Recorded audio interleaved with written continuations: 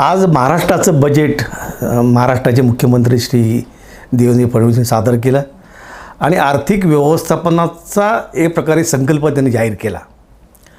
त्यांनी Indian institute of architect technology केंद्र सुरू केलं.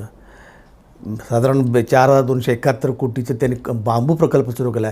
या बांबूमुळे शेतकऱ्यांच्या हातात पैसा येईल, रोजगार निर्मिती होईल. दुसरं 1,240 कोटीचं मत्स्य विकास योजना म्हणून जाहीर केली. विशेष करून कोकणच्या किनारपट्टीवर, सर्वत्र किनारपट्टीवर आपल्या मत्स्य विकासाला खूप हातभार लागेल. त्यातून हे सगळे मत्स्य व्यावसायिक आहेत त्यांनाही रोजगार निर्मिती होईल. नवीन मुंबईत एक आम्हाला वाटतं आंतरराष्ट्रीय एज्युकेशन सिटी सुरू आली. एज्युकेशन सिटी म्हणजे काय, अनेक फॉरेन विद्यापीठ तिथे येत आहेत, आपल्या विद्यापीठ टायअप करत आहेत आणि त्यातून खऱ्या अर्थाने आधुनिक शिक्षणाची गंगोत्री त्या न्याय मुंबईत येईल. ते होणं गरजेचं होतं.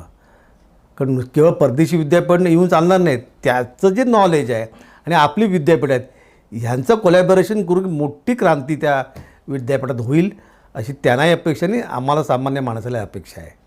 दुसरं असं की अटल सेतू परिसरात एक नवे तिसरी मुंबई तयार होते.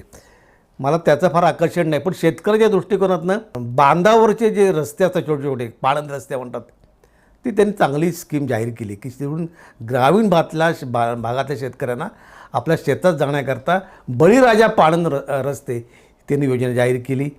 दुसरं म्हणजे आत्ता केंद्र सरकारची घरासंबंधी फार मोठी योजना आहे, पण या घरावर सोलर बसवण्याची जी व्यवस्था आहे ती आत्ता ज्या बजेटमध्ये आजच्या वेळेस झाली. मला वाटतं हे सगळे जे हे आहेत हे फार महत्त्वाचे आहेत, ज्यातून एक आर्थिक व्यवस्थापनाचा दिशा आणि एका अर्थाने संकल्प मला वाटते आहे आणि म्हणून मी अर्थसंकल्पाचं स्वागत करतो.